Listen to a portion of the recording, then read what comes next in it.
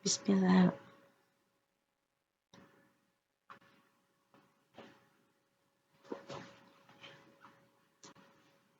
Ya. Bismillahirrahmanirrahim. Assalamualaikum warahmatullahi wabarakatuh. Perkenalkan, saya Linda Krisnawati, penyuluh lingkungan hidup Madya pada Direktorat Kemitraan Lingkungan, Direktorat Jenderal Perhutanan Sosial dan Kemitraan Lingkungan. Izinkan saya pada kesempatan kali ini menyampaikan tentang pengembangan Corporate Social Responsibility dalam perhutanan sosial. Adapun isi dari materi yang akan saya sampaikan ada 5 bagian. Yang pertama pendahuluan berisi latar belakang, tujuan, keluaran dan dasar hukum. Kemudian CSR, bagian kedua CSR di Indonesia terkait pemahaman CSR, rujukan dalam penerapan dan CSR lingkungan dan kehutanan di Indonesia. Di bagian ketiga, penyelenggaraan CSR dalam program perhutanan sosial terkait kebijakan perhutanan sosial dan CSR, pengelolaan perhutanan sosial pasca persetujuan, pelaksanaan program CSR dalam perhutanan sosial, tahapan pelaksanaan program CSR dalam perhutanan sosial. Bagian keempat, peran pemerintah dalam penyelenggaraan program CSR dan perhutanan sosial dan penutup. Latar belakang dari program ini tingginya kesadaran perusahaan dalam mengimplementasikan CSR, di mana sekarang ini perusahaan menerapkan konsep people, kesejahteraan masyarakat, planet, kelestarian lingkungan, dan profit keuntungan. Dan dari sisi pemerintah, program nasional untuk pemerataan ekonomi dan mengurangi ketimpangan salah satunya adalah perhutanan sosial. Nah, di mana tujuannya adalah hutan lestari, masyarakat sejahtera.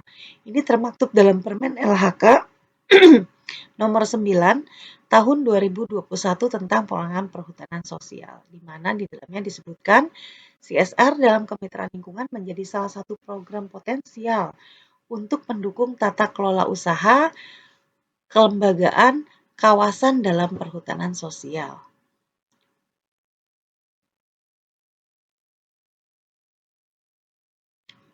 Ya.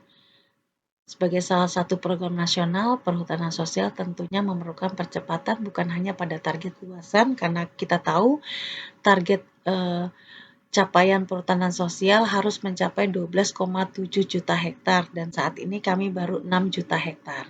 Namun yang lebih utama adalah bagaimana kontribusi terhadap capaian kesejahteraan masyarakat dengan tetap terjaganya keseimbangan lingkungan. Ini yang mendasari munculnya pedoman pengembangan CSR dalam perhutanan sosial yang dimaktub dalam SK Dirjen PSKL nomor 43 tahun 2022.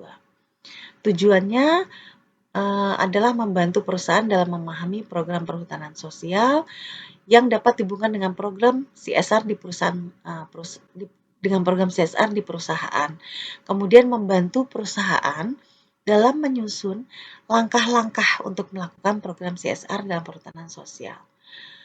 Outputnya diharapkan perusahaan lebih memahami dengan baik tentang program CSR dan perhutanan sosial dan ada peningkatan dukungan program CSR dari perusahaan, terutama di lokasi-lokasi yang sudah berizin. CSR di Indonesia tidak hanya sekarang ini profit oriented ya, dan sejarahnya CSR secara resmi diperkenalkan oleh Pak Howard Brown tahun 1953 dalam bukunya Social Responsibilities of the Businessman. Ini yang menjadi ide dasar lahirnya CSR. Kemudian CSR semakin dikenal dengan tulisan Bapak John Elkington tahun 1998, Cannibal with Fox bukunya ya, kemudian yang menyebutkan konsep CSR ini ada 3P yaitu profit, people, dan planet. Nah, ini yang diimplementasikan sampai saat ini. Kemudian CSR di Indonesia pemahamannya merujuk pada 3 hal pokok, sukarela, kedermawanan, tanggung jawab ya, voluntary, filantropi, obligasi. Kemudian di Indonesia ada 4 pendekatan, ini masih terus berkembang ya, dan menjadi rujukan yang dapat dijadikan pedoman. Yang pertama mungkin ISO 26000, kemudian ada tanggung jawab sosial dan lingkungan, kemudian ada TJSL dalam otoritas jasa keuangan, kemudian ada CSR dalam program penilaian peringkat kinerja perusahaan dalam pengelolaan lingkungan atau proper. Ini biasanya untuk dunia usaha ditujukan kepada perusahaan-perusahaan yang sudah berperingkat yang baik, di mana CSR-nya diharapkan bisa dilakukan di lokasi-lokasi perhutanan sosial yang sudah berizin. CSR lingkungan dan kehutanan Indonesia terus diinisiasi oleh pemerintah Indonesia untuk didorong aktif, ya, perusahaan-perusahaan ini didorong aktif untuk berkontribusi dalam perlindungan dan pengelolaan lingkungan hidup. Nah, ada beberapa pedoman atau petunjuk pelaksanaan yang telah disusun di masa Kementerian Lingkungan Hidup yang masih bisa diakses mungkin sampai sekarang ini, ya. Kemudian penyelenggaraan perhutanan sosial. Berdasarkan pasal Permen LHK nomor 9 tahun 2021 pasal 1 ayat 1, perhutanan sosial adalah sistem pengelolaan hutan lestari yang dilaksanakan dalam kawasan hutan negara atau hutan hak atau hutan adat yang dilaksanakan oleh masyarakat setempat atau masyarakat hukum adat sebagai pelaku utama untuk meningkatkan kesejahteraannya, keseimbangan lingkungan, dan dinamika sosial budaya dalam bentuk hutan adat, hutan desa, hutan kemasyarakatan, hutan tanaman rakyat, dan kemitraan kehutanan. Jangka waktu pengelolaannya ada 35 tahun dan aktornya ada 3. Ada boleh di pengelolaan perhutanan ini dapat di pengelolaan perhutanan sosial ini dapat diberikan kepada perseorangan, kelompok tani, dan koperasi. Skema pengelolaan perhutanan sosial ada 5. Ada hutan kemasyarakatan, ini pemanfaatan utamanya ditujukan untuk pemberdayaan masyarakat. Ada hutan desa, biasanya ini dikelola oleh desa dan dimanfaatkan untuk kesejahteraan desa. Kemudian hutan adat, ini berada di wilayah masyarakat hukum adat. Hutan tanaman rakyat, ini biasanya kebanyakan hutan produksi yang dibangun oleh kelompok masyarakat, ya, dengan sistem silvikultur. Kemudian kemitraan kehutanan, maaf ini ada kesalahan, yang betul ada kemitraan kehutanan, kerjasama yang melibatkan berbagai pihak, ya, secara sukarela, baik itu pemerintah, swasta, masyarakat, maupun lembaga lainnya untuk meningkatkan kualitas lingkungan dan atau pemanfaatan sumber daya alam.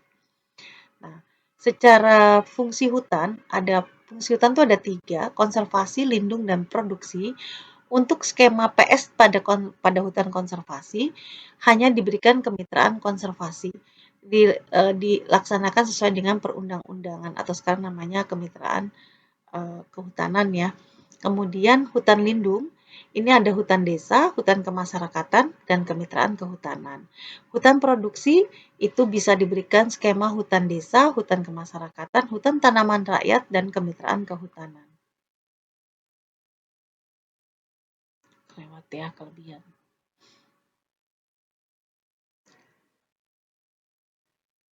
Ya, pemanfaatan kawasan di area persetujuan perhutanan sosial. Setelah mendapatkan akses kelola, biasanya masyarakat bisa melakukan pemanfaatan hutan pada areal persetujuan, ya, dengan pola boleh agroforestry, boleh silvofishery, boleh silvopastura, dan boleh agrosilvopastura dan lainnya.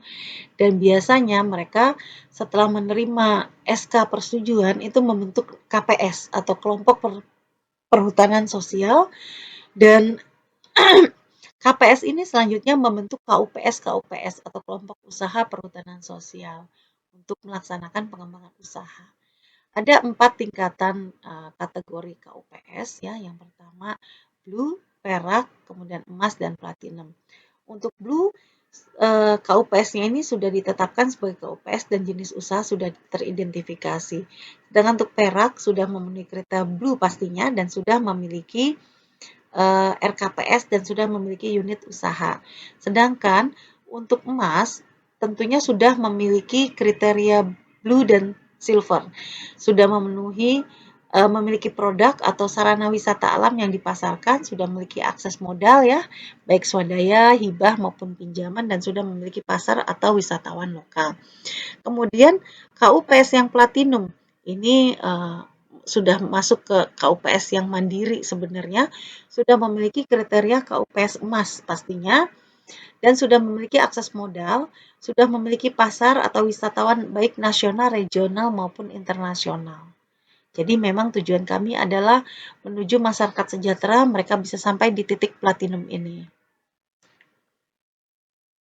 Nah, pelaksanaan pengelolaan perhutanan sosial dilakukan dengan 3 tata kelola kelembagaan, kawasan, dan tata kelola usaha.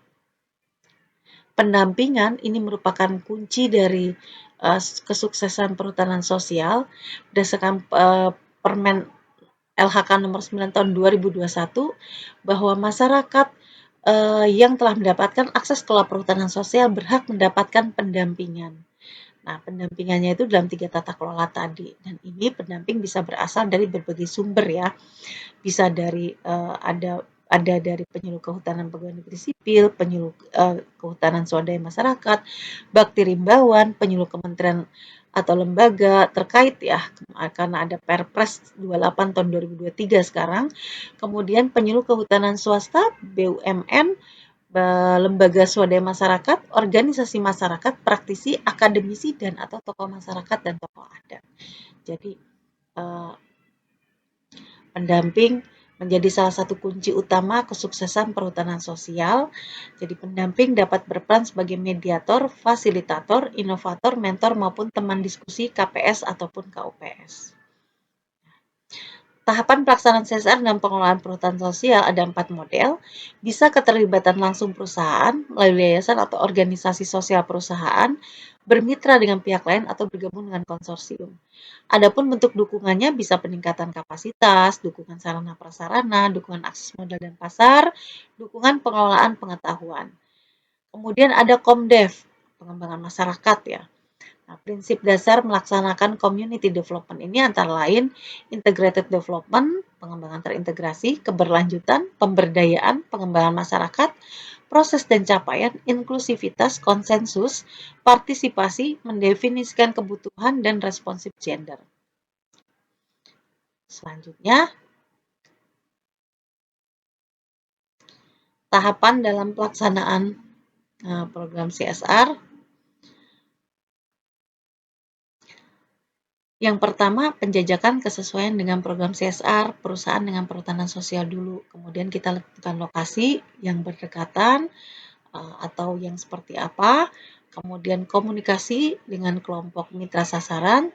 Selanjutnya menentukan model pelaksanaan, menentukan bentuk dukungan, kemudian menyusun kerangka program CSR, kemudian menyepakati bentuk kerjasama CSR, pelaksanaan, selanjutnya MONEF. Jadi ada 9 langkah. Selanjutnya, ada rambu-rambu dalam penyelenggaraan CSR dalam perhutanan sosial, seperti tidak boleh merusak ekosistem gambut, tidak boleh membakar dan atau pembakaran gambut, tidak boleh menanam sawit, tidak boleh membuka lahan baru sebelum ditetapkan zonasi pada ekosistem gambut, tidak boleh memindah tangankan, mengagunkan dan menyewa areal PS, tidak boleh membuat saluran drainase yang mengakibatkan gambut kering, tidak boleh menebang pohon, mengubah bentang alam, dan menggunakan peralatan mekanis pada areal PS dengan fungsi lindung. Itu rambu-rambunya.